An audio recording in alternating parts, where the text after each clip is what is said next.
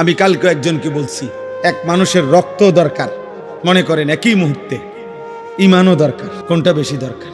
রক্তের অভাবে মৃত্যু হবে, ইমানের অভাবে জাহান্নাম। রক্ত না পেলে কি হবে? মৃত্যু হবে, কিন্তু ইমান না পেলে জাহান্নাম। কোনটা বেশি দরকার? ইমান বেশি দরকার। আল্লাহ তাআলা বলেন আযাব আসবে বন্ধু, বলে দেন নিশ্চিত কেউ ঠেকাইতে পারবে না। সেই দিন চূড়ান্ত, যে দিনের দৈর্ঘ্য হাসরের দিনের একদিন 50,000 বছর। খামখেয়ালি মনে হয় 50,000 বছর, 50,000 বছর। এ কথা কল্পনা করলে তো মাথা ঘুরার কথা। এ কি একদিন দুই দিন? এই 50,000 বছরের লম্বা শুধু আখেরাত, জাহান্নাম তো এর পরে বেটা। জেলখানার মধ্যে দুই ধরনের আসামি থাকে। এক ধরনের আসামিকে বলে হাজতি, আরেক ধরনের আসামিকে বলে কয়েদি। অর্থাৎ মামলা যখন হিয়ারিং চলে, শুনানি চলে, তখন যারে জেলে থাকে তারে বলে হাজতি। আর মামলার রায় হয়ে গেলে এরপরে যেই জেলখানায় থাকে ওরে কি বলে? কয়েদি বলে। আরে কয়েদি বলে।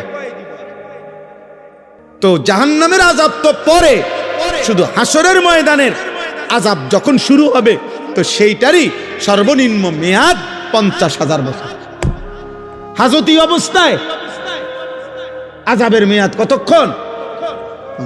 এরপরে তো রায় হবে, এরপরে না বিচার হবে, ফায়সালা হবে, এরপরে না জাহান্নাম।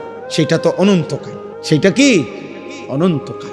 কেউ যদি এটা বোঝে, মনে করেন ইসরাফিল ফু দিতে আরো 500 বছর বাকি, আচ্ছা ধরলাম 5 লক্ষ বছর বাকি, মনে করেন আরো 5 কোটি বছর পরে ইসরাফিল ফু দিবে, কিন্তু আমনে ওই পর্যন্ত থাকবেননি।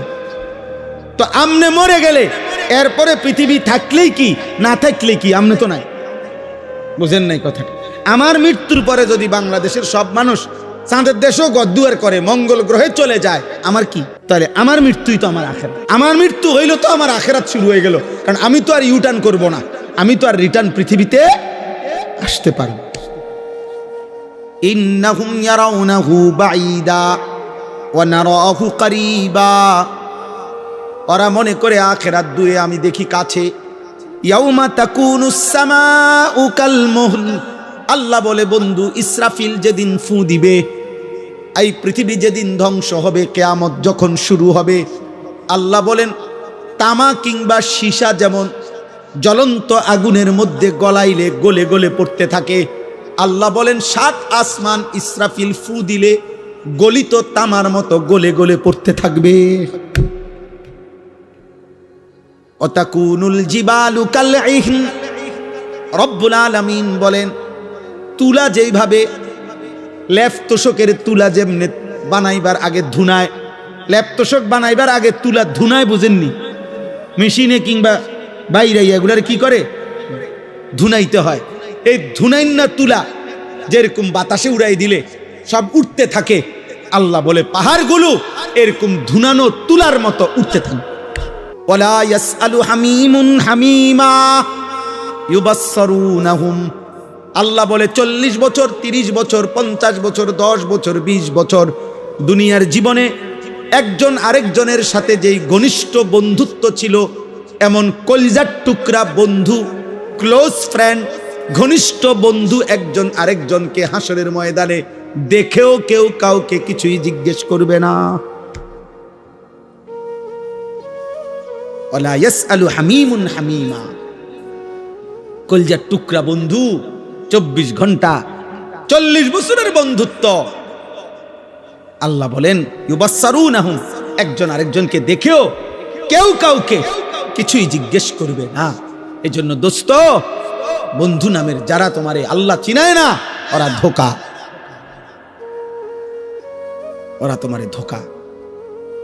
যার সাথে তুমি 10 বছর নারী ছবি দেখছো, মদ জুয়া খেলছো, মদ খাইছো, যার সাথে গোটা 5টা বছর যৌবনের রং তামাশার ফুর্তি করছো, হাসরের দিন সে তোমাকে ভালো মন্দ কিছুই জিজ্ঞেস করবে।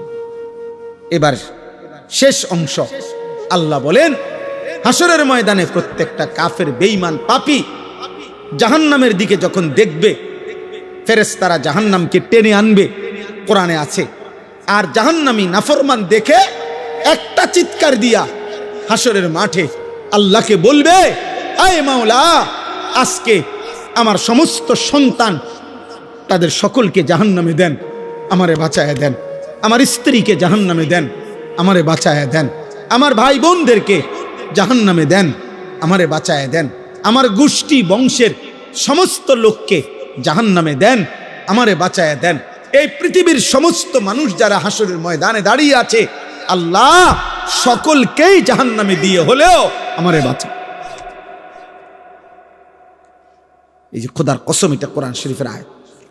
ইয়াওয়াদ্দুল মুজরিমু লাউ ইয়াফতাদি, প্রত্যেকটা নাফরমান পাপী বিনিময়ে জাহান্নাম থেকে বাঁচার বিনিময়ে দিতে চাইবে বিবানিহি, তার সন্তানদেরকে, ওয়া সাহিবাতিহি, স্ত্রীকে, ওয়া আখিহি, ভাই বোনদেরকে, ওয়া ফাসিলাতিহি আল্লাতী তুউবি, যাদের সাথে সে বড় হইছে, সেই পুরা মহল্লা গ্রামবাসী তাদেরকে, ওয়া মান ফিল আরদি জামিআ, গোটা পৃথিবীর জমিনের সকলকে, সবকে জাহান্নামে দিয়ে হলেও সুম্মা ইউনজি, নিজেকে রক্ষা করতে বাঁচাইতে চাইবে। তাফসীরের মধ্যে আছে মূসা নবীর মতো নবী বলবে, আল্লাহ আমি কাউকে চাই না, নিজেকে বাঁচাইতে চাই। তো নাফরমান কি মনে করবে? সব নবী যেখানে বলবে ইয়া রব্বি নাফসি নাফসি, তো পাপী সেদিন কি বলবে? আল্লাহ বলবেন, নাফরমান যখন এভাবে বলবে, আল্লাহ বলবেন কাল্লা, না না না না, হবে না। গোটা পৃথিবী দিতে চাইলো, আজ আমি নেব না রে বান্দা, আজ তোকেই জাহান্নামে ফেলব। ইন্নাহা লাযা, ধাউ ধাউ লেলিহান আগুনের শিখায় জাহান্নামের আগুনে তোকে নিক্ষেপ করা। নাজ্জাআতাল লিশশাওয়া, জাহান্নামের আগুনে ফেলবার প্রথম মুহূর্তেই তোমার সারা দেহের চামড়া আগুনে তুলে ফেলবে, খসে ফেলবে। আল্লাহ কোরআন নাজ্জাআতাল লিশশাওয়া, তোর চামড়া তুলে ফেলবে। আমরা যেমন দুনিয়াতে কারো প্রতি রাগ করলে আমরা এটা কথার প্রসঙ্গে আমরাও বলি, এমন ফিডাপ দিব একদম চামড়া উঠে এলাম। আল্লাহ বলে, বেঈমান, আজ জাহান্নামের আগুন দিয়া তোর চামড়া উঠায় ফেল। সর্বশেষ কথা হইল তাদউ মান আদবারা ওয়া তাওয়াল্লা ওয়া জামাআ ফাআওয়া। এই শেষ কথা শোনো, আল্লাহ বলতেছে এমন কি জাহান্নামের আগুন, শুনতেছেন, জাহান্নামের আগুন সরাসরি, খোদার কসম আল্লাহ বলছে কোরআনে এই আয়াত, আগুন ডাইরেক্ট তাদউ, ওয়াহেদে মুয়ান্নাসে গায়েব, জাহান্নামের আগুন সরাসরি যারা আল্লাহ পাকের একটা একটা হুকুম থেকে মুখ ফিরাইয়া নিছে, দুনিয়ার সম্পদ জমা করে আগলাইয়া রাখছে, আল্লাহর হুকুম পালন করে নাই, খোদার কসম আল্লাহ বলে জাহান্নামের আগুন তাদেরকে ডেকে ডেকে আগুনের মধ্যে ঢুকায় ফেলবে। এর অর্থ এটা, আগুন আগুন ডাইরেক্ট বলবে, বেঈমান এদিকে, এই সুদখোর এদিকে, এই ঢোক এখানে, ঢোক, এই নেশাখোর এদিকে, হ্যাঁ না, অপরের উপরে জুলুমকারী জালেম এখানে ঢোক, এটা ভিতরে। ইত্তাদউ অর্থ এটা। আজ থেকে 5-6 বছর আগে, ওই আমি তখন খবরটা দেখছিলাম, চট্টগ্রাম সীতাকুণ্ড, খুব সম্ভব 5-6 বছর আগে হবে, একটা কন্টেইনার ডিপোতে আগুন লাগছিল, তেলের সবগুলো কন্টেইনার একসাথে জ্বলে গেছিল, ভীষণ আগুন লাগছিল তখন ওইখানে। তো ওইখানে একটা খবর আসছিল যে, সেটা কি, একটা যুবক ছেলে, এই ডিপুটা যে জ্বলতেছে আগুনে প্রচন্ড, ওই ছেলেটা লাইভে তার মোবাইল দিয়া লাইভ দেখাচ্ছিল আগুনের কাছাকাছি। তো লাইভ দেখাইতে দেখাইতে বেচারার খবরও নাই কদ্দূর আগায় গেছে আগুনের, এই আগুনের কাছাকাছি গেছে। এই তখন পত্রিকায় রিপোর্টটা আসছিল তার ছবিটা সহ, যে আগুন তাকে এক পর্যায়ে, এই লাইভ চলতেছে, তার মোবাইল চলতেছে হাতে, এই অবস্থায় আগুন টাইনা তার ভিতরে ঢুকায়, আগুনের ভিতরে ঢুকে গেছে, মনে হয় যেন আগুনের টেনে নিয়ে গেছে কাতার। তাহলে দুনিয়ার আগুন যদি এরকম টেনে নিয়ে যায়, তো তো এই আগুন থেকে 69 গুণ বেশি জাহান্নামের আগুন উত্তাপ। 3000 বছর আল্লাহ পাক নবীজি বলছেন আগুনকে শুধু গরম করছে জাহান্নামের। সেই আগুন টান দিলে নাফরমান কেমনে দাঁড়ায় থাকবে? আল্লাহ আমাকে মাফ করে দেয়। চলো ভাই, আবার শুরুর কথা, শেষবারের মতো বলি কথা এটাই, ফায়সালা মূলত কার হাতে? আমরা বলি আর কি, চেষ্টা করি, আমরা দিন রাত চেষ্টা করি, এই জীবনটা শুধু বলতেই থাকি। ঈদের দিনও আমি বয়ান করছি এবার, হ্যাঁ আজকেও আমি এই মাগরিবের পর থেকে এই মাহফিল আমার 3 নম্বর মাহফিল। এমনি এই তৃতীয় বয়ান শেষ করলাম আলহামদুলিল্লাহ। অর্থ হলো এটা, এই জিন্দিগিটা এটাই বলতে। এতেকাফ করছি মসজিদে আমার শায়েখ আল্লামা মুফতি মুশতাকুন নবী কাসেমি হুজুরের সাথে এতেকাফ করছি। কয়জন জানেন? 1100 একসাথে, 1100 মানুষ একসাথে এতেকাফ করছে এক মসজিদে। 1100 মসজিদে না, জি জি জি একই মসজিদ। কি পরিমাণ ঝামেলা গেছে মনে করেন সুধন্যপুরে, এতগুলো মানুষের পেরেশানি কি পরিমাণ গেছে। আলহামদুলিল্লাহ আল্লাহ করাইছে। এই জন্য বাপ বলার অর্থ হলো আমরা বলতে থাকি, এই বলতে বলতেই একদিন কবরেই চলে যাব ইনশাআল্লাহ, আমিও আপনিও। হ্যাঁ, ইমানদার ও নাফরমান সবাই কি কবর। ফেরাউনও কবরে গেছে, মুসাও কবরে গেছে আলাইহিস সালাম, নমরুদও কবরে গেছে, ইব্রাহিম আলাইহিস সালামও কবরে গেছে। আল্লাহ আমাদের সবাইকে ভালো রাখেন। কিশোর ভাই, যুবক ভাই, অনেক কষ্ট করছো আব্বা, নিজের উপরে দয়া কর। আবারও বলছি, কেউ মনে রাখবে না তুমি নষ্ট হইলে, চরিত্রহীন হইলে, তোমার জন্য খবর নেওয়ার কারো হাতে সময় না, সময় নাই। দুনিয়াকে সুখের জায়গা মনে করতে নাই। এই মুহূর্তে ইরান সবচেয়ে বেশি, যেখানে যুদ্ধ হচ্ছে তো হচ্ছেই, বাকি এর চাইতে বেশি আতঙ্কিত, সবচেয়ে বেশি সুখে, বেশি উল্লাসে যেই দুবাই ছিল, সেই দুবাইওয়ালারা যারা ভাবে নাই, যারা দুনিয়াটারে ব্যস্ত বানায় লাইছে, মনে হয় যেন স্বর্গ বানায় ফেলছিল, সুখের অট্টালিকায়, বিলাসিতায়, আজ তারা সবচেয়ে বেশি আতঙ্কিত, সবচেয়ে বেশি মুসিবতগ্রস্ত। প্রতিদিন আমরা আমাদের শত শত লাখ লাখ প্রবাসীর জন্য সারাদিন দোয়া করি। কত প্রবাসী কতভাবে খবর পৌঁছায়। আমার বাপ, দুনিয়া যদি আল্লাহ তাআলা দয়া না করে, তোমার আমার মাতলামি একদিনও থাকবে। মোবাইলে চার্জ দাও আর উলঙ্গ ছবি দেখো, এই বিদ্যুৎ তোমার আব্বা দেয় নাই, এই বিদ্যুৎ তোমার বাপের না। তোমার পকেটের টাকা আর তোমার প্রবাসী বাবার উপার্জন, এটা তোমার বাপ না, সে নিজের যোগ্যতায় আল্লাহর দয়ায় উপার্জন করে। উপার্জন যদি বন্ধ হয়ে যায়, তো লক্ষ লক্ষ প্রবাসী একদিনে ফকির হয়ে যাবে, একদিনে। এত খামখেয়ালি মনে করেন। এই জন্য দয়া করে সবার কাছে অনুরোধ, গুনাহ ছেড়ে দেওয়া উচিত। কোন এক দেশে যুদ্ধ হচ্ছে এটা না, একটি যুদ্ধের প্রভাব সারা পৃথিবীর উপরে কি পড়ে না? নালে যুদ্ধ হইতেছে ইরানে, আমেরিকায়, আমরা দেশে তেল দেন। আল্লাহ তাআলা আমাদেরকে মাফ করে দেন। আল্লাহ তাআলা মজলুমকে রেহাই দেন, জালেমকে ধ্বংস করে দেন। যুবক ভাই, নামাজ পড়ো, আল্লাহকে ডাকো খুব দ্রুত। যদি আল্লাহ দয়া না করে, মুসিবত কিন্তু তোমাকেও স্পর্শ করবে, আমাকেও। ওয়াত্তাকু ফিতনাতাল লা তুসিবান্নাল্লাযীনা যালামু মিনকুম খাসসা।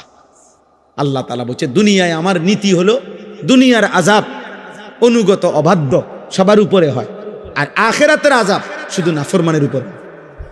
এই জন্য দুনিয়াতে বন্যা হইলে সবার ঘর ডোবে, দুনিয়াতে ঘূর্ণিঝড় হইলে সবার বাড়ি ক্ষতিগ্রস্ত হয়। দুনিয়াতে ভূমিকম্প হইলে ইমানদার নাফরমান প্রত্যেকের ঘর ধ্বংস হয়, কিন্তু আখিরাতে শুধু নাফরমান আযাব পায়।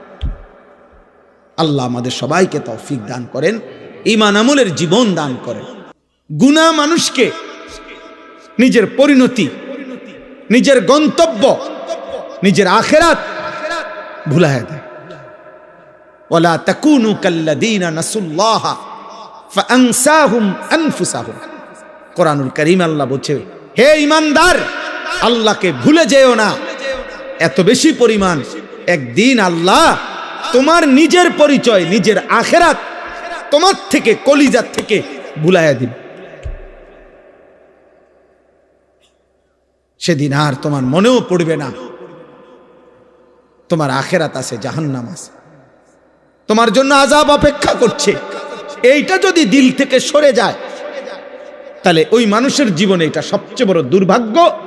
এইবার আর সে কুল কিনারা পায় না, এবার আর সে ফিরতে পারে না, এবার আর কেউ তাকে টেনে ধরে না, কারণ আল্লাহ তো তারে অভিশপ্ত করে দিয়েছে। কোরআন শরীফে আছে, আল্লাহ তাআলা বলছে, মনের ইচ্ছা মতো যে ধারাবাহিক চলতে থাকে, আমি তাকে 3টা শাস্তি দেই। এক, আমি আল্লাহ তাকে একদিন পথভ্রষ্ট করে দেই, আমি আল্লাহ। 2, তার কানে এবং অন্তরে মোহর মেরে দেই। 3, আমি আল্লাহ তার চোখে পর্দা ফেলে দেই। এবার বলো, আমি আল্লাহ ছাড়া তাকে হেদায়েত দিবে কে?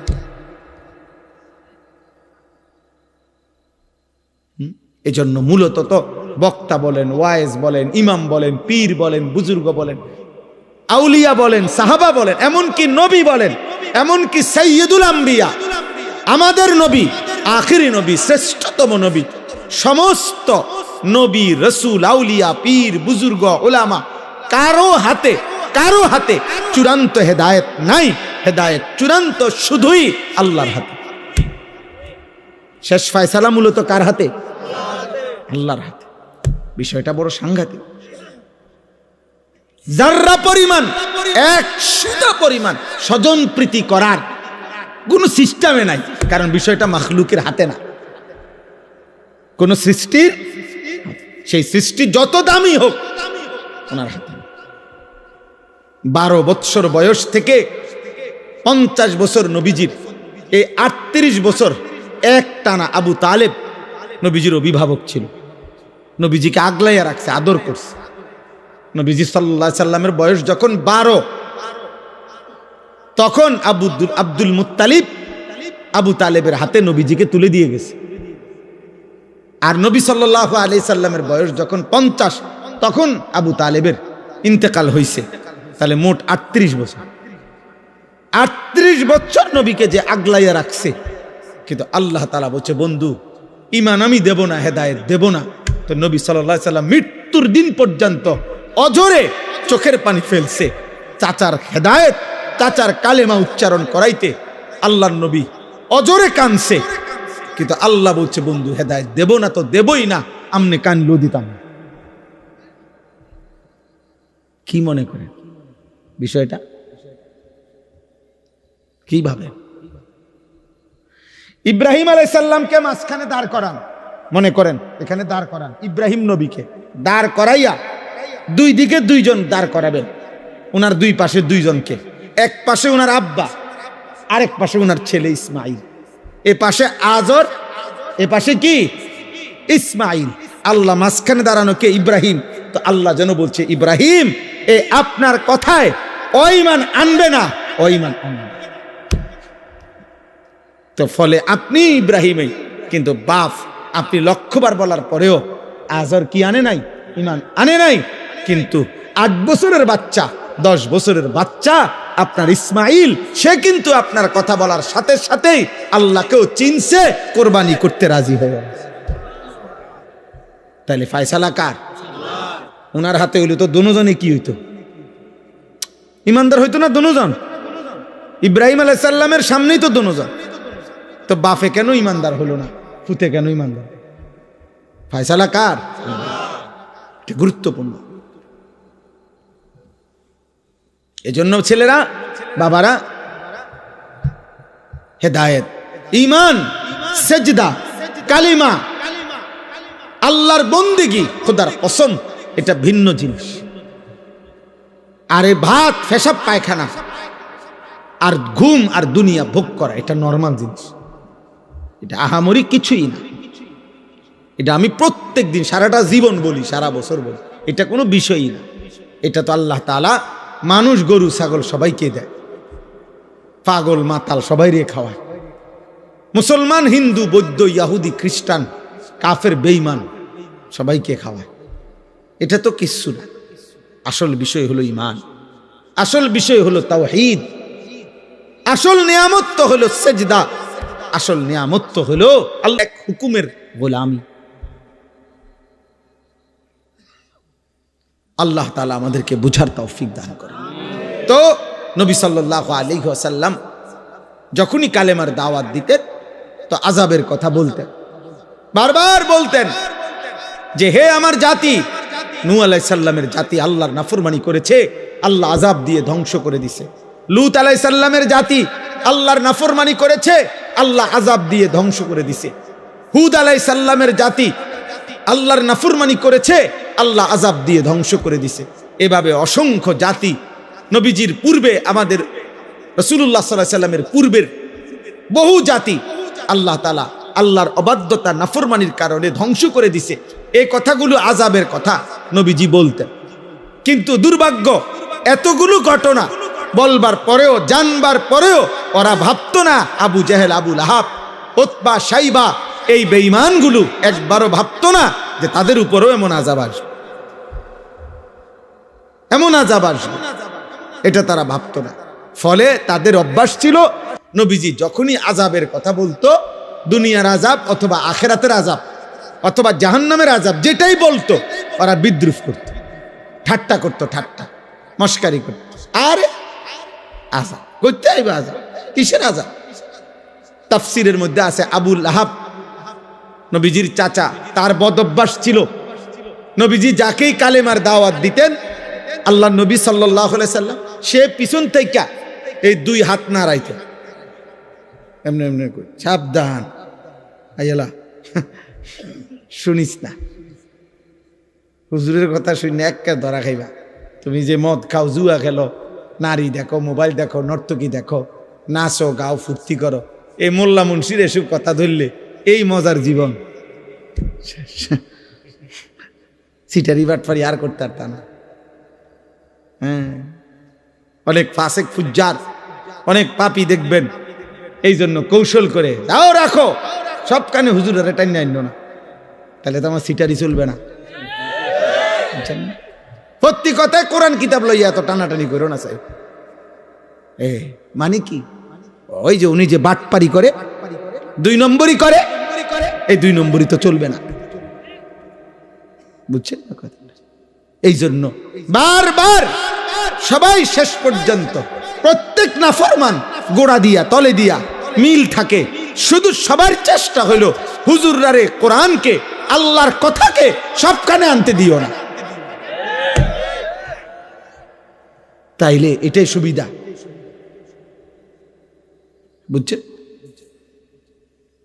হুজুররারে বলবা সব কথা তাতে না বল, এটা বলা যাবে না, ওইটা বলা যাবে না, রাজনীতির কথা বলা যাবে না, এটা অতর বলা যাবে না, কিচ্ছু, শুধু আপনার শুধু বিধিনিষেধ, শুধু টেনশন, শুধু পেরেশানি। এটা হুজুররারে সব কথা বলতে দিলেই মুশকিল হবে, বলতে দিলেই মুশকিল হবে। আমি একবার এক মাহফিলে, আরো আগে, এইরকম এক ভদ্রলোক কাগজে লেখা দিছে আমারে যে হুজুর এই এই কথাগুলো ওয়াজ করবেন, নিচে লিখে দিছে রাজনৈতিক বিষয়, সাম্প্রতিক বিষয়, আর কি কি জানি, এটি বলবেন না, বলা যাবেন না, এডি করবেন। পরে আমি বললাম যে আঙ্কেল, এই যেগুলো লেখছেন আপনি, এগুলো আর এগুলো বাদ দিয়া শুধু এগুলো ঠিক রাখা ওয়াজটা কেমনে করলে সুবিধা হয়, এটা স্যাম্পল হিসাবে আপনি 10টা মিনিট আগে কন, কইলে আমি ওইটার ব্যাখ্যা করব। বুঝেন নাই কথা? হ্যাঁ, আপনি একটু আমার শুধু জিনিসটার কৌশলটা শিখাই দেন যে এইভাবে বলবেন হুজুর, যাতে কইরা আপনি কারো গায়েও লাগে না, পিঠেও লাগে না, সবটা ওয়াজ কি প্যান্ডেলের রুফি দিয়া জায়গা, আলহামদুলিল্লাহ কারো কোনো অসুবিধা হয়েছে না। যার যে জায়গা বনওয়ালা বন খায়, বিড়িওয়ালা বিড়ি খায়। বুঝছেন না কথাটা? সিটারিও করে, ইমানদার সেজদাও করে। যে যেমনে আছে এমনি থাকুক। আপনি এইভাবে একটা ওয়াজ দিবে, নিরিবিলি ওয়াজ, যেটা প্যান্ডেল উঠে দিয়ে যাবে। হ্যাঁ, এমন একটা সিস্টেমের ওয়াজ করে। নাউজুবিল্লাহ। তাইলে মূলত যখনই আমি আবারও বললাম এই কথাটা, এটা বারবার ছেলেরা তোমরাও মনে রাখো, তোমরাও মনে রাখো। আমি প্রায় এ কথাটা বলি, কোনোভাবেই পাপী বুঝতে চান, পাপী বোকা হয়, পাপী জাহেল হয়। পাপ মানুষকে তার গন্তব্য ভুলাইয়া দেয়, মঞ্জিল ভুলাইয়া দেয়। দুনিয়া চলে মিয়া, কিন্তু পাপ করতে করতে মিথ্যা, চুরি, জিনা, নারী, ছবি, নাটক, সিনেমা, সুদ, কিস্তি, বেহায়া, বেপরদেগি, এটা নগদ দুনিয়া চলে ঠিক আছে, কিন্তু তার মঞ্জিল, গন্তব্য আখিরাত তাকে ভুলাইয়া দেয়। ফলে সে বুঝতে পারে না, একটা সময় মনে যেন তার ব্রেনে কাজ করে। এটা অনেক বড় বিপদ। এই জন্য গুনাহকে লম্বা করতে নাই, পাপকে দীর্ঘায়িত করতে নাই। ভুল আমারও আছে, আপনারও আছে। প্রতিদিন খোদার কসম আমারও গুনাহ হয়, আপনারও গুনাহ আছে। আমিও বেহেশতে থাকি না, বা বেহেশতের থেকে আইছি না। আমি এই মাটির পৃথিবীতে আমরা থাকি, কাজে ভুল, ভ্রান্তি, ত্রুটি, বিচ্যুতি, কমতি, ঘাটতি আমাদের প্রত্যেকেরই হতেই থাকবে। কিন্তু একটা হলো এইটা, আর একটা হলো গুনাহটাকে লম্বা করা। একেবারে ঠান্ডা মাথায় ইচ্ছা করে পরিকল্পিতভাবে 365 দিন একদিনও ফজরের নামাজ তুমি পড়ো না, এটা শুধু গুনাহ না, এটা তুমি মূলত গন্তব্য আখিরাত, তোমার মৃত্যু পরবর্তী জীবন তুমি টোটালি ভুলে গেছো, এটার প্রমাণ। নাই তো হইতে পারে 3 মাসে একদিন ছুটে গেছে, 6 মাসে একদিন ভুল হয়ে গেছে। আর একটা হলো গুনাহটাকে একটা সিস্টেমে ফেলাই দিছে, এক তালে, এক রঙে, এক ঢঙ্গে মিথ্যা বলে প্রত্যেক দিন, সিস্টেমে গুনাহ। এইটা কি? এটা প্রমাণ করে তার আখিরাত মনে নাই। ফাআনসাহুম আখিরাতাহুম, তাফসীরে আছে, আল্লাহ বলছে আমাকে ভুলে গেলে একদিন আমি তোমার আখিরাত ভুলায় দেব। ফাআনসাহুম মাসালিহাহুম, একদিন আমি তোমার কল্যাণ, তোমার জন্য কোনটা উপকারী, আমি সেই উপকারী বস্তু ভুলিয়ে দেব। ফাআনসাহুম আওয়াকিবাহুম, তোমার পরিণতি ভুলায় দেব। তোমার পরিণতি তোমার মনেও থাকবে না। আখিরাত, বয়স্ক মানুষ, কথাবার্তা নাফরমানির মধ্যে ডুবা, কোনো চিন্তাও নাই, চেহারা সুরতের মধ্যে কোনো ভাঁজও নাই। এই যে এতগুলো টাকা কিস্তিতে নিছে, এটা যে গুনাহ, ওনার চেহারা দেখলে বোঝাও যায়। আজকে এতদিন সুদ খায়, চেহারা দেখলে একটু ভাঁজও নাই চেহারার মধ্যে। আরে আমার মরার হলো, আজ যদি আমার মৃত্যু হয়।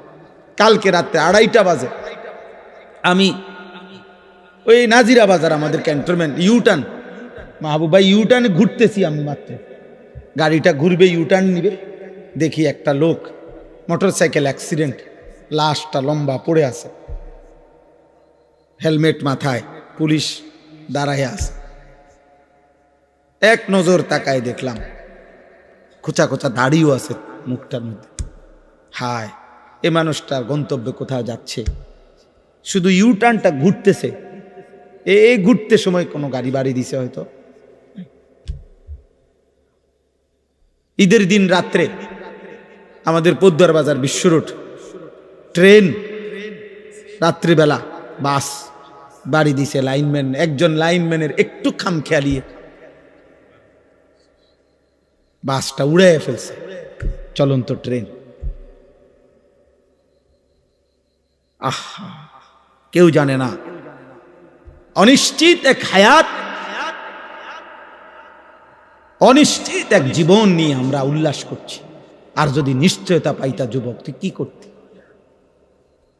হায় হায়, যদি নিশ্চয়তা দিত লিখিত কাগজ, 200 বছরের আগে তোর মৃত্যু হবে না, তা আমার মনে সে দুনিয়াটারই জাহান্নাম বানায় ফেলত।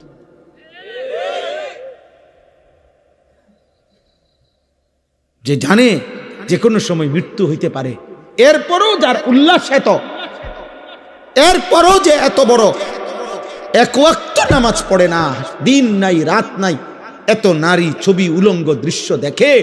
এই মানুষরূপী জানোয়ার যদি 900 বছরের হায়াতের নিশ্চয়তা পাইতো, কি করত? বুঝে কি করত? আস্তাগফিরুল্লাহ, আস্তাগফিরুল্লাহ। 30 দিনের একটি পূর্ণ মাস রমজান আল্লাহ তাআলা আমাদেরকে দিয়েছেন। আল্লাহ তাআলা আমাদেরকে দিলেন। আল্লাহ যেন বললেন, বান্দা আমি নিজের হাতে, আমি রমজানটাকে আমি আল্লাহ নিজ হাতে সাজাইছি। একদিকে রোজা তো আরেক দিকে তারাবি, একদিকে ইফতার তো আরেক দিকে সাহারি, একদিকে এতেকাফ তো আরেক দিকে শবে কদরের বেজর রাত আমি সাজাইছি। প্রথম দশক রহমত, মাঝখানের দশক মাগফিরাত, শেষ দশক জাহান্নাম থেকে নাজাত। প্রত্যেকটা আমলে কমপক্ষে সর্বনিম্ন 70 গুণ বৃদ্ধি। জাহান্নামের দরজা বন্ধ। তোমারে গুনাহ করায় যেই শয়তান, সে শিকলে বন্দী। দরজা শুধু খোলা একটাই, জান্নাত। রাতে কিংবা দিনে, ইফতারে কিংবা সাহারিতে, রোজায় কিংবা তারাবিতে, এতেকাফে কিংবা শবে কদরে, যেখান দিয়ে আমায় আল্লাহরে ডাকো, আল্লাহ যেন বলে দরজা কেবল একটাই খোলা, জেন দিয়ে ডাকো, শুধু ঢুকবা কেবল জান্নাতে আর জান্নাতে। কারণ দুয়ার তো খোলাই এক, জান্নাত।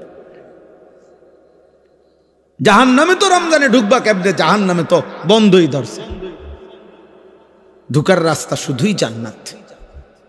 এত বড় শ্রেষ্ঠতম মাস, এত বড় সাজানো ফজিলতপূর্ণ মাস, যাদের উপর দিয়ে আমরা পার হইল 30 দিন পূর্ণ। 5টা জুমা এবছর রমজানে আল্লাহ তাআলা আমাদেরকে দান করছেন। 5টা জুম্মা, স্বাভাবিক তো 4টা জুমা হয়, এইবার 5টা জুমা। শেষ দিন জুমা হওয়াতে 5টা হয়েছে। 5টা জুমা দিলেন, পূর্ণ 30 দিন দিলেন। এত ভাবে আল্লাহ তাআলা সাজাইয়া, যার উপর দিয়া এই রমজান পার হইল। রমজানের প্রথম দিন মানুষের মৃত্যু হয়েছিল, বাংলাদেশে মানুষ মরছিল। শেষ দিন, মাঝখানের দিন, তাহলে প্রতিদিন তো কত মানুষের মৃত্যু হয়েছে। এর ভিতর দিয়ে আল্লাহ আমাকে, আপনাকে, কিশোর যুবক তোমাকে, বয়স্ক বাবা আপনাদেরকে আল্লাহ যে হায়াত দিয়ে এই পর্যন্ত 5টা শেষ করলেন, তো যাদের উপর দিয়া একটা পূর্ণ রমজান গেল, এত বড় শ্রেষ্ঠতম মাস গেল, তো রমজান পরবর্তী দেখার বিষয় তো হইল যে আমাদের জীবনের অর্জন কি হল। যারা রমজানের আগে বিড়ি খাইতেন, সিগারেট খাইতেন, কিস্তি নিতেন, নাচ দেখতেন, গান শুনতেন, নাটক দেখতেন, মোবাইল দেখতেন, সিনেমা দেখতেন, টেলিভিশন দেখতেন, আপনার সামান্য কোনো পরিবর্তন হয়েছে কিনা চাচা বলেন? রমজানের আগে যারা 5 ওয়াক্ত নামাজ জামাতে পড়তেন না, রমজান শেষ হয়েছে, এখন বলেন এত বড় শ্রেষ্ঠতম রমজান পাওয়ার পরে এখন আপনার হালাত কি একটু শুনুন।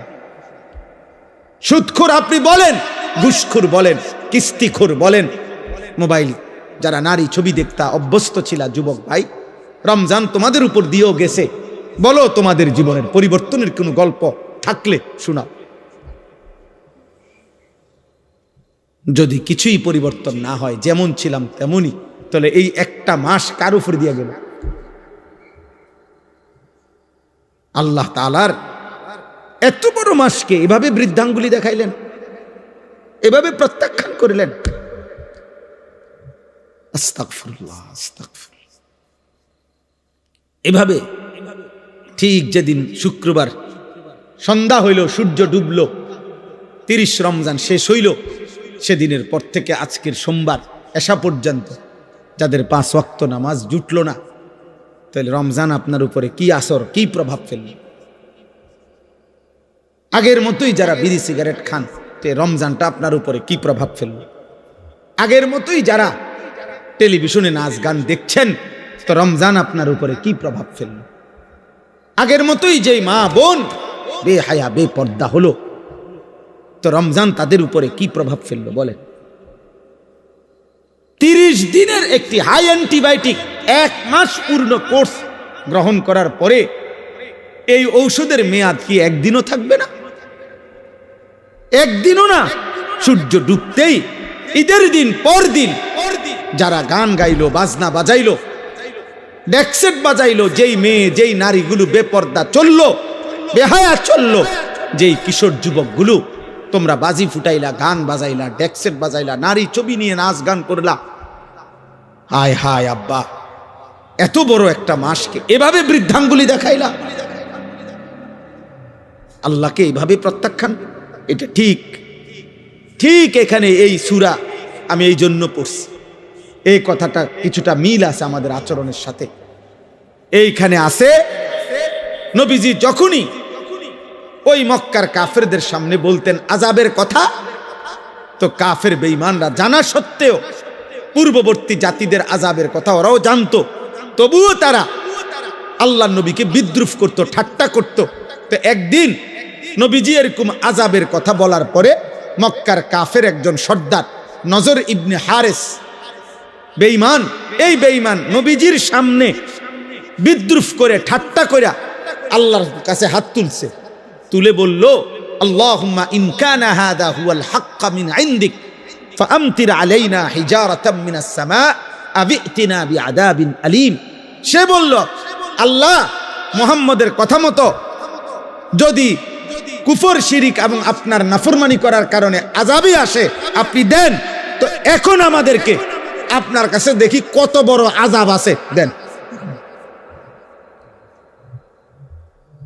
এই বেঈমান নবীজিকে টিটকারি করে কয়, দেন আমনের হের কথা মতো আমনে যে দেনতে চাই, কিতা আছে আপনার কাছে, দেন। পাথরের বৃষ্টি আমাদের উপরে বর্ষণ করেন, নয়তো আযাব দেন। এই কথাটা বলছে। কত বড় গাদ্দার, কত বড় গাদ্দার, চিন্তা করে। আল্লাহর সাথে মস্কার, রাসূলুল্লাহ সাল্লাল্লাহু আলাইহি সাল্লামকে বিদ্রুপ করে, মানে অর্থাৎ তার কলিজার ভিতরে বুঝলো এটা এই সমস্ত আযাবের কথা, ইডি যেডি কয় মুহাম্মদ, ইডি হুদা হইতো না, এগুলা হবে না। ওই যে বললাম আবু লাহাব, সে হাত নাড়াইতো, মনে আসেনি? তো এক সাহাবী, 2-3 জন তার সমবয়সী, যারা আগে তাদের পরিচিত ছিল, এখন তো সাহাবী নবীর, তো ওরা মাঝে মধ্যে আবু লাহাবকে বলতো, আবু লাহাব, তুমি যেভাবে হাত নাড়াও, আল্লাহ যদি তোমার হাতে, তোমার উপরে কোনো আযাব দেয়, নবীকে যেভাবে বিদ্রুপ করো, নবী সাল্লাল্লাহু আলাইহি সাল্লামের পিছন দিয়ে যে হাত নাড়ো, যদি আল্লাহ হাতটা অবশ করে দেয়। তো এই বেঈমানে করতো কি, পরের দিন সকালবেলা এদের কাছে গিয়া, মানে এই যেই সাহাবীরা ওনার এগুলো কইছে তারে, তাগো কাছে যাইতো, যাইয়া কইতো, এই দেখো হাত, চাও কিচ্ছু হয়েছে না, বুঝেন নাই? এই হাতেরে দেখাইয়া বলতো, কই আযাব কই, তুমি না কইছো হাত অবশ হয়ে যায়, তারে কই হইছে কই। এই অসংখ্য অসংখ্য নাফরমান সন্তান আমাদের, ও প্রতিদিন হুজুরদেরকে মনে করে, ইমাম সাহেবকে, বাবা মাকেও বিদ্রুপ করে। আরে আমরা না কইছে এই হইব হে হইব, কো কিতা হইছে? আমি তো আগের মতো সিটারি করতে আসি, আগের মতো নারীয়ে দেখি, ছবিয়ে দেখি, উলঙ্গ দৃশ্য সারা রাত দেখি, কো কিচ্ছু হয় না, হইলে তো হইতেই, কো কিতা হইছে? উফিল লাকুমা আতাইদানিনি আন উখরাজা ওয়াকাদ খালাতিল কুরুনু মিন ক্বাবলি। কোরআন শরীফে আছে নাফরমান সন্তান, আল্লাহ বলতেছে নাফরমান সন্তান বাবা মাকে বলে, বাবা মাকে বলে ধ্বংস হন আপনারা, প্রত্যেক দিন আমারে কোন কিয়ামত হইব, আখিরাত হইব, সবাই আবার আল্লাহর কাছে ফিরবো। কই যারা যারা মরছে, কই তারা কই গেছে? চাই এইভাবে। এই জন্য দোস্ত, তোমার কর্ম দিয়ে তুমি নাফরমান নিজ কর্ম দিয়ে আল্লাহকে যেন বিদ্রুপ করে, যে আপনি রমজান দিছেন, রহমত, মাগফিরাত, নাজাত সব আমনেরটি আমনের কাছে রাখেন, ধরেন আমনেরটি আমনে নেন। আমি আগের মতোই নারী, ছবি, নাটক, সিনেমা, সুদ, কিস্তি, বেহায়া, বেপর্দা আমার গুলা আমি আগের মতো চালাইলাম, দেখি আপনি কি করতেন পারেন, করেন যা। বুঝেন না এই কথা? আহা, এই জন্য যুবক, একটা রমজান পাওয়ার পরে কোনো পরিবর্তন হবে না, বয়স্ক বাবা, কোনো আচরণ বদলাবেন না, কোনো পরিবর্তন হবে না। আমি একদিন, আজ থেকে 3-4 বছর আগের কথা বলতেছি আর কি, একদিন আমি একবার রমজানে ঈদের পর দিন আমার এক জোড়া জুতা খুব দরকার ছিল। তা আমি রমজানে স্বাভাবিকভাবে কেনাকাটা করি না, বিবি বাচ্চা কারো জন্য। এই গতকালকে আমি আমার বাবা দাদার স্মরণে, প্রত্যেক বছর আমরা ঈদের পর দিন আমি বাড়িতে আমরা দোয়ার আয়োজন করি ঈদের পর দিন। তো গতকালকে আমি আমাদের গ্রামে, গতকাল কি ঈদের পর দিন ছিল? জি। তো এই গ্রামে গেছি, যাওয়ার সময় গতকালকে ক্যান্টনমেন্ট থেকে আমার ছোট মেয়েটার জন্য 2টা হিজাব কিনছি। বলে আগে ছিল না? আগেও ছিল, বাকি নতুন করে কিনছি, কিন্তু এটা ঈদের পর দিন। ইচ্ছা করে এই রমজানে না আমার বিবি কিছু কিনতে গেছে, আমিও কিছু কিনতে যাইনি। রমজান তো আমার লুঙ্গি জুতার জন্য আসে নাই, রমজান তো নতুন জামার জন্য আসে নাই, রমজান তো গুনাহ মাফের জন্য আসছে। রমজান তো আমারে জাহান্নাম থেকে বাঁচাইতে আসছিল, রমজান তো আমারে জান্নাতের মেহমান বানাইতে আসছে। যে জান্নাতেই যাবে তার আর দুনিয়ার এক জোড়া জুতা দিয়ে কি দরকার? যার দরকার জান্নাত, জুতা দিয়ে হাতে গিরব। তো এরকম 3-4 বছর পরে একদিন আমি ঈদের পর দিন কুমিল্লা কান্দিরপাড় আমার এক জোড়া জুতার জন্য ভাবছি যে যদি কোনো দোকান খোলা পাই তো এক জোড়া জুতা কিনব। তো গিয়া একটা দোকানে খোলা দেখছি, পাইছি, তো গিয়া জুতার কিনতে গেছি। তো দোকানদাররে বললাম, ভাই আজকে ঈদের পর দিন দোকান খুলছেন কিনতেন? তো হয়ে লোকটা আমার একটা সুন্দর কথা বলছে, হুজুর আমি কাস্টমারের জন্য বা মাল বিক্রির জন্য, জুতা বেচনের জন্য দোকান খুলি নাই। গত 15-20 দিন ধরে রাত দিন শুধু বেচা কিনা করছি, কোনোভাবে হিসাব মিলাইতে পারছি না, শুধু বেচছি, মাল আনছে গেছে ঢুকছে ঢুকডাউন। ঈদের বেশি ঝামেলা ছিল। তো আজকে হুজুর অবসর, ঈদের পর দিন ভাবছি কাস্টমার আইতো না, এই জন্য বইয়া বইয়া হিসাব মিলাইতে আসি, মাল স্টকে আছে কদ্দুর, বেচলাম কদ্দুর, টাকা পয়সার মানে এগুলো মিলাইতে আসি বইয়া। তাহলে এক জুতার দোকানদার, এক দোকানদার কাপড়ের, মুদি দোকানদার, কাপড়ের দোকানদার, এক বুট মুড়ির দোকানদারও হয়তো আমার বন্ধু রমজান শেষ হয়েছে হয়তো মিলাইছে তার বিক্রি বেচা কিনা, তার আয় ব্যয়, লাভ লোকসান কদ্দুর হইল, এটা হিসাব মিলাইছে।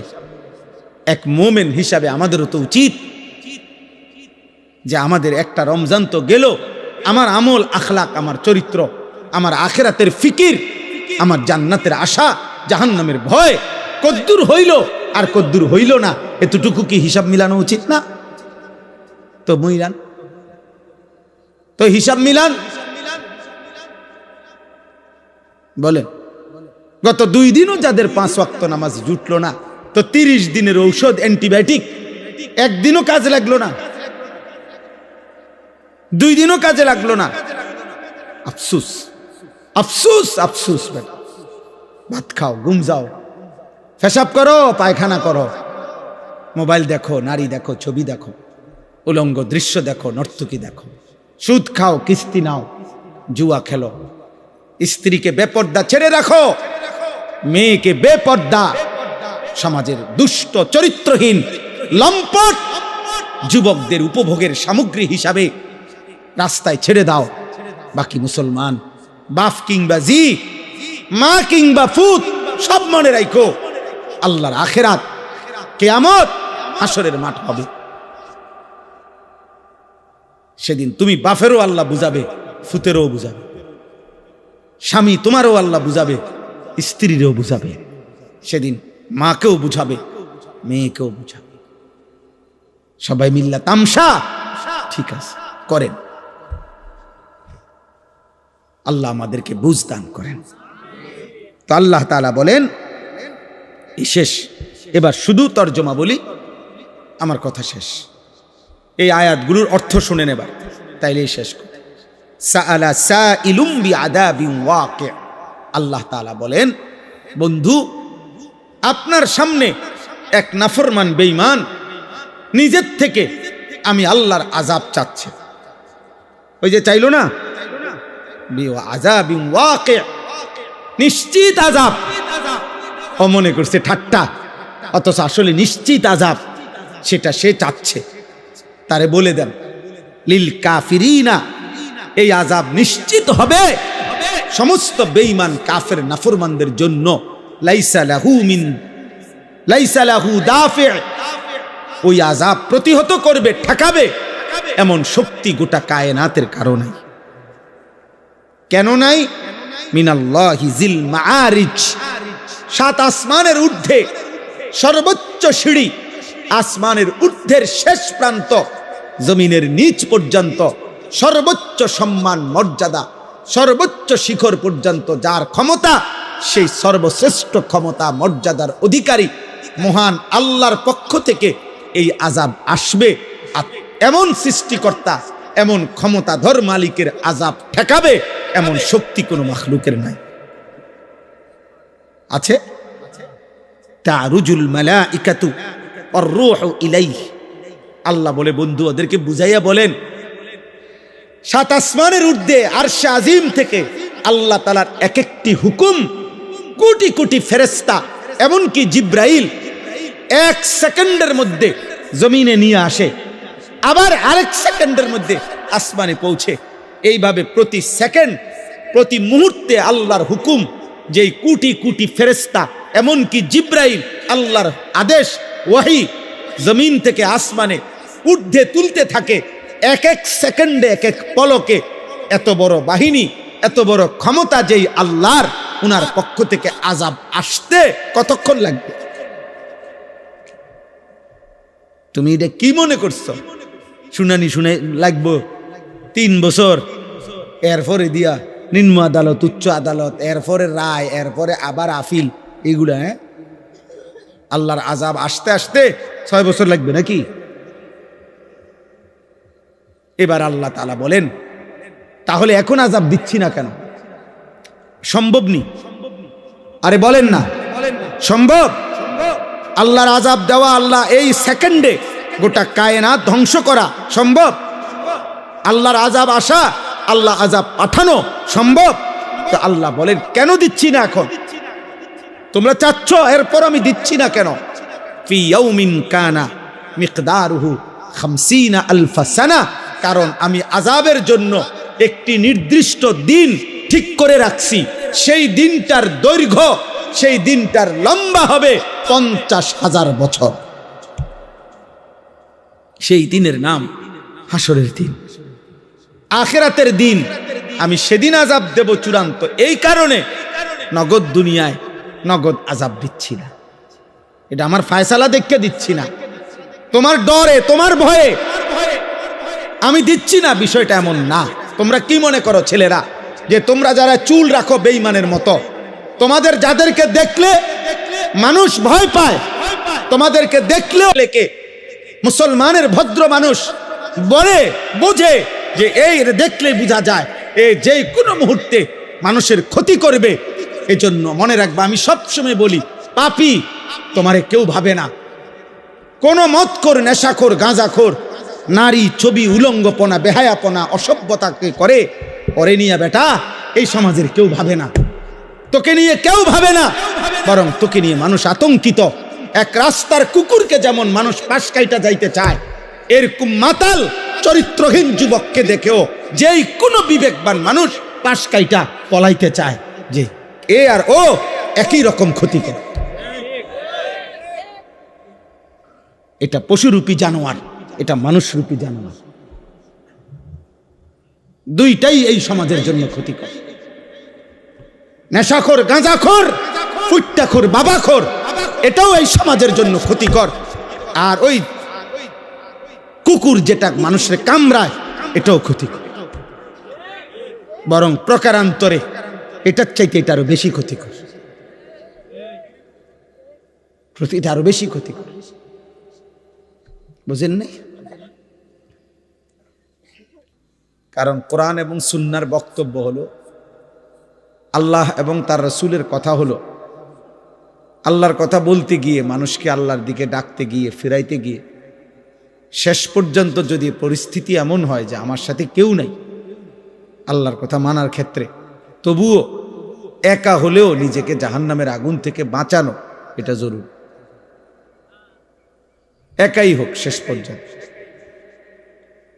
এই কেউ নাই, তবুও আল্লাহর নবী বলছেন ওয়ালাউ আনতা আদদা বিআসলি শাজারাতিন হাত্তা ইউদরিকাকাল মাউত ওয়া আনতা আলা যালিক।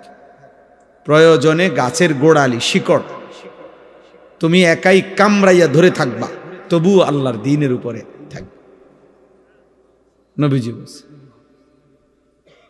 এমন হইতে পারে যে আর ফ্যামিলির, এলাকার, আশপাশের কেউ আমার সাথে আল্লাহর হুকুম মানার ক্ষেত্রে নাই, তো আমি এক সময়ও এ কথা বলার সুযোগ নাই যে আর আমি একজনে আর কি করব, ঠিক আছে 10 জনের যে গতি আর আমিও এই গতি না, এই কথা বলার কি নাই সুযোগ। বরং একা হলেও নিজেকে বাঁচানোর চেষ্টা করতে জাহান্নাম থেকে। তাইলে বোঝা গেল এই পৃথিবীর কারো ব্যাপারে জবাবদিহি করতে গিয়ে আমি হয়তো কোনো কারণ দর্শাইতে পারবো, কোনো না কোনো কারণ, যে আমার ছেলে কেন দিনদার হলো না, আল্লাহ আমি বলছি শেষ পর্যন্ত। আমার বাবা কেন দিনদার হলো না, আল্লাহ আমি অনেক চেষ্টা করছি, ইত্যাদি একটা একটা কারণ দর্শাইতে পারবেন হয়তো, কিন্তু নিজের ঈমান আমল কেন পালন করলাম না এই ব্যাপারে কেউ যৌক্তিক কোনো কারণ দেখাইতে পারবে। এই জন্য আল্লাহ তাআলা কোরআনুল কারীমের মধ্যে আলাদাভাবে বারবার বলছেন, আলাদা গুরুত্ব দিছেন, ইয়া আইয়ুহাল্লাযীনা আমানু আলাইকুম আনফুসাকুম, হে ঈমানদারগণ তোমরা প্রত্যেকেই নিজেকে আঁকড়িয়ে ধরো, মানে আর কেউ না থাকুক, কিন্তু তোমার ঈমান, তোমার আমল, তোমার আখলাক, তোমার আখিরাত তুমি একা হলেও ঠিক করো, ঠিক করো। হযরতে আসিয়া ফেরাউনের ঘরে থাইকাও তিনি প্রমাণ করছেন যে আমি একা হলেও ফেরাউনের মতো এত বড় জালেম বাদশাহ খোদা দাবিদারের ঘরে থেকেও আমি একাই আমার ঈমান হেফাজত করছি। উনি পৃথিবীবাসীকে উদাহরণ দিয়ে গেছেন যে আমার স্বামী প্রচন্ডভাবে আমাকে আল্লাহর প্রতি ঈমান থেকে ফেরাইতে চাইছে, সর্বোচ্চ জুলুম করছে, শরীরের চামড়া খুলে ফেলছে, পেরেক মারছে, ও ফিরআউনা দিল আওতাদ। কোরআনুল কারীমের মধ্যে আছে ফেরাউন ছিল পেরেক মারত, যারে শাস্তি দিত তার সারা শরীরে পেরেক মারত। পেরেক বুঝেন না, তার কাটা আর কি, এমন জঘন্য ছিল। হযরতে আসিয়াকে করছেন, কিন্তু উনি ঈমান ছাড়েননি, উনি প্রমাণ করছেন আমি এত বড় বেঈমানের ঘরে থেকেও আমি ঈমানের হেফাজত করছি, হেফাজত করছি। এজন্য এটা জরুরি। পৃথিবীতে আল্লাহ তাআলা এই নমুনা আমাদের সামনে দেখাইছে। অনেকেই অনেক সময় আমরা এ কথা বলতে চেষ্টা করি যে হুজুর গ্রামে অনেক এরকম হয়ে গেছে, মানুষ সব এরকম হয়ে গেছে, এই জন্য এটা বলার কোনো সুযোগ নাই। ইয়া আইয়ুহাল্লাযীনা আমানু কু আনফুসাকুম, হে ঈমানদারগণ তোমরা সকলেই নিজেদেরকে বাঁচাও, ওয়া আহলিকুম এবং পরিবারের সদস্যদেরকে বাঁচাও, নারান জাহান্নামের আগুন থেকে।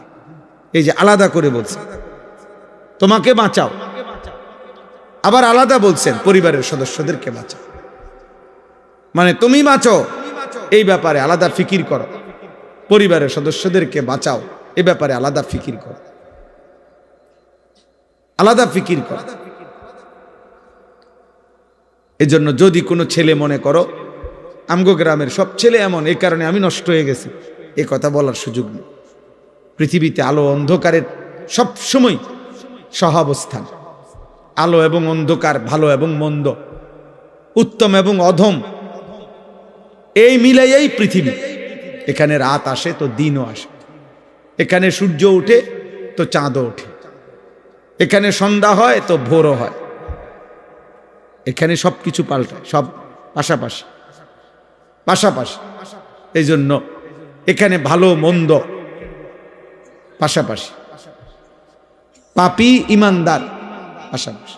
এখানে রাত গভীরে কেউ মদও খায়, এখানে রাত গভীরে কেউ তাহাজ্জুদের সেজদাও দেয়, কেউ গভীর রাতে সেজদায় চোখের পানি ফেলে, কেউ মদের আড্ডায় জুয়ার আড্ডায় রাত কাটায়, নারীর আড্ডায় রাত কাটায়। খালাস, এই নিয়েই দুনিয়া। এভাবেই ভোর হয়।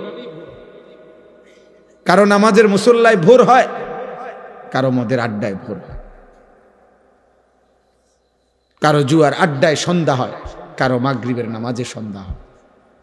এভাবেই চলবে দুনিয়া ইসরাফিলের ফু পর্যন্ত।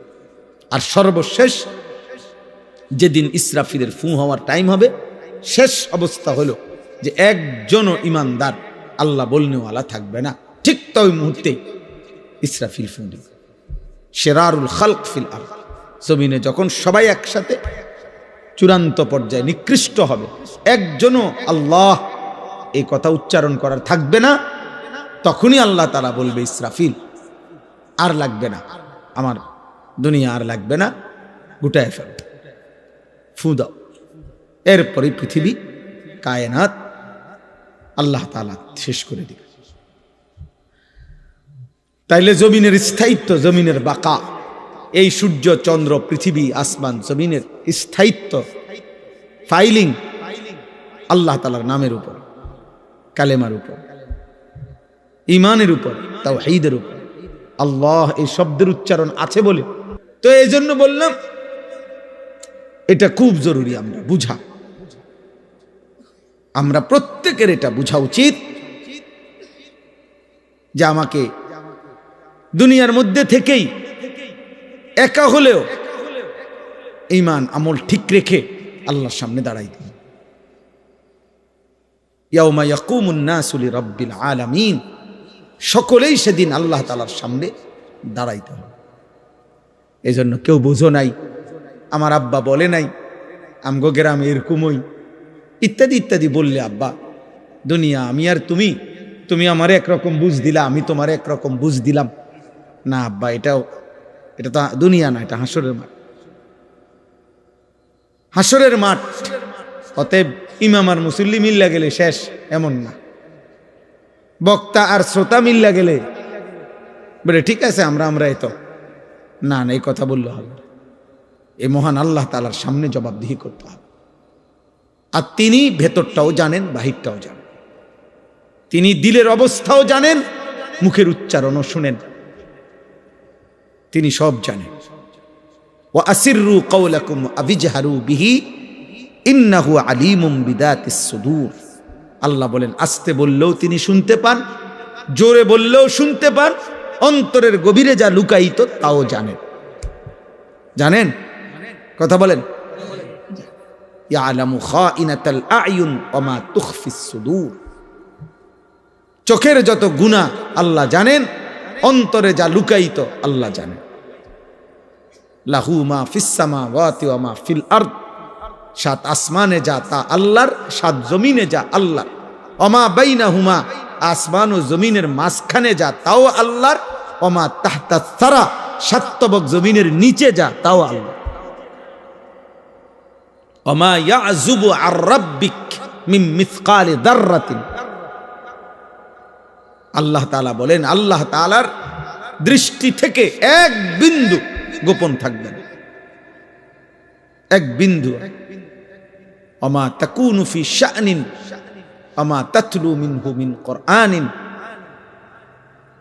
আল্লাহ তাআলা বলছে একটা অক্ষর কোরআন তুমি যখন পড়ো, তুমি যে অবস্থায় থাকো না কেন, চয় অবস্থায় থাকো, ওয়ালা তা'মালুনা মিন আমালিন, তুমি যখন যে আমল করো না কেন বান্দা, ইল্লা কুন্না আলাইকুম শুহুদান ইয তুফিদুনা ফি, যখনই তুমি কোনো কাজ করতে থাকো আমি আল্লাহ তোমার সামনেই থাকি, ভালোটাও দেখতে থাকি, মন্দটাও দেখতে থাকি, আমি তোমার সামনেই থাকি, আমি দেখি বান্দা, কাজে তুমি আমাকে আড়াল করতে পারো না। এই জন্য অনেক কিশোর ছেলে আছে, নওজোয়ান, তোমরা অনেক সময় নিজেরে খুব চালাক মনে করো, তুমি মনে করো তুমি বুদ্ধিমান। আরে তুমি মাকে না ফাঁকি দিলা আল্লাহকে, তুমি বাবাকে না ফাঁকি দিলা আল্লাহকে, তুমি গাঁটতারামি গাঁড় ফাঁক দিলা তো বাবার সামনে, বায়ের সামনে, আল্লাহর সামনে। ফেরেশতা যখন লাথি দিবে তখন কি করবা? ফেরেশতা যখন জাহান্নামের দিকে ধাক্কা দিবে তখন কি করবে? তোমার চুল চেহারা দেখে হয়তো গ্রামের কেউ সাহস করলো না আর কি, তোমার গাদ্দারি চেহারা দেখে আল্লাহর সামনে। এই জন্য কোনোভাবেই পাপ করে নিজেকে বুদ্ধিমান মনে করা, সাহসী মনে করা ঠিক না। পাপী বুদ্ধিমান নয়, কোনো পাপী, আমি কিংবা আপনি বুদ্ধিমান। পাপী বোকা, পাপী জাহেল, পাপী নিজের পায়েই নিজে কুড়াল মারে, অথচ সে বুঝে। ওমা ইয়াখদাউনা ইল্লা আনফুসাহুম ওয়া হুম ইয়াশউরুন। সে নিজেকেই ধোঁকা দিচ্ছে অথচ বুঝতেছে। আল্লাহ আমাদেরকে বুঝার তৌফিক দান করেন। আমাদের প্রিয় নবী সাল্লাল্লাহু আলাইহি ওয়াসাল্লাম মক্কার জমিনে যখন কালেমার দাওয়াত দিতেন, তখন নবীজি সাল্লাল্লাহু আলাইহি ওয়াসাল্লাম আল্লাহর পক্ষ থেকে ঈমানের দাওয়াত দিতে গিয়ে কখনো তিনি মক্কার কাফেরদেরকে জান্নাতের পুরস্কারের কথা শুনাইতেন, আল্লাহর কথা মেনে নিলে, ঈমান গ্রহণ করলে। আবার কখনো আযাবের ভয় দেখাইতেন, জাহান্নামের আযাব, এগুলা শুনাইতেন। তো নবীজি সাল্লাল্লাহু আলাইহি সাল্লামের অনেকগুলো গুণ এবং বৈশিষ্ট্যের মধ্যে এই দুইটা গুণও ছিল, বৈশিষ্ট্য ছিল, যে তিনি বাশীর, তিনি নাযীর, মানে তিনি জান্নাতের সুসংবাদ দানকারী, আবার তিনি জাহান্নামের মানে আযাবের ভয় প্রদর্শনকারী। জান্নাতের কথাও বলতেন, আযাবের কথাও বলতেন, জাহান্নামের কথাও বলতেন। নবীজি সাল্লাল্লাহু আলাইহি ওয়াসাল্লাম উভয়টাই মানুষদের কাছে পেশ করতেন। কিন্তু দেখা যাইতো যখনই তিনি আল্লাহর আযাবের কথা দুনিয়াতে আখিরাতে এগুলো বলতেন, তো মক্কার কাফের বেঈমানদের একটা অভ্যাস ছিল, ওরা বিদ্রুপ করত, ঠাট্টা করত, টিটকারি করতো আর কি। আরে কি এর আযাব, কই থেকে আইবা? প্রত্যেক যুগে মনে রাখবেন, প্রত্যেক যুগের অহংকারী, পাপী, নাফরমান, বেঈমান চূড়ান্ত নিজের কাঁধে, নিজের ঘাড়ে আল্লাহর আযাব আসার আগ পর্যন্ত নাফরমান বুঝতেই চায় না, মানতেই চায় না আযাব আসবে। এটাই হলো পাপীর সবচেয়ে বড় দুর্ভাগ্য। পাপী যতক্ষণ আল্লাহর আযাব না আসে ততক্ষণ সে মনে করে তার উপরে কোনো মুসিবত আসবে না, ফলে সে অহংকার করতেই থাকে, নাফরমানি করতেই থাকে। এই মনে করেন অসংখ্য যুবক ভাবতেই চায় না, সে পর্যন্ত মনে হাজারবার শুনছে যে ভীষণ গতিতে মোটর সাইকেল চালাইলে যে কোনো মুহূর্তে অ্যাক্সিডেন্টের সম্ভাবনা আছে, হাত পাও ভাঙ্গা মরে যাইতে পারে। কিন্তু যতক্ষণ পর্যন্ত সে নিজে হাত না ভাঙ্গে, পাও না ভাঙ্গে, ততক্ষণ নাফরমান বুঝতেই চায় না। এটা হলো কি তার বড় দুর্ভাগ্য, বদনসিব। বদনসিব উপলব্ধি করে ঠিক, কিন্তু তখন যখন পাওটা ভাঙ্গা গেছে, যখন হাতটা ভাঙ্গা গেছে, কিন্তু তখন উপলব্ধি করে কি লাভ? কিন্তু অথচ সে শত শতবার শুনছে। হ্যাঁ, আমরা কিতাবে পড়ছি, ইতিহাসের কিতাবে, পূর্ববর্তী জামানায় মনে করেন একজন বাদশাহ, তো ওনার বিরুদ্ধে ওই রাজ দরবারে অথবা রাজপ্রাসাদে বাদশার পরিবারের কেউ কেউ ষড়যন্ত্র করতে করতে করতে পরে ওই বাদশাকে হত্যা করছে। হত্যা কইরা এবার নিজে বাদশাহ হয়েছে। তো যেদিন বাদশাহ ওই আগের জনের লাশ, রক্তাক্ত কল্লা তার সামনে পড়ে আছে, এই সময়ে উনি রাজ সিংহাসনে নতুন করে মুকুট পরতেছে, বুঝছেন না? তো আমরা কিতাবে পড়ছি যে এই ব্যক্তিটা এই মুহূর্তে ইতিহাস থেকে তার শিক্ষা নেওয়া উচিত ছিল, এই যার কর্তৃত লাশটা সামনে পড়ে আছে উনি তো আমার আগে বাদশাহী ছিলেন, তো সে যেহেতু নিজের নিরাপত্তা নিশ্চিত করতে পারলো না, তো আমি কেমনে নিরাপত্তা নিশ্চিত করব? অথচ সে এটা ভাবলো না যে এ ব্যক্তি তো বাদশাহী ছিল, তো তার পরিণতি যদি এমন হয় তো আমারটা কি হবে? আমারটা কি হবে?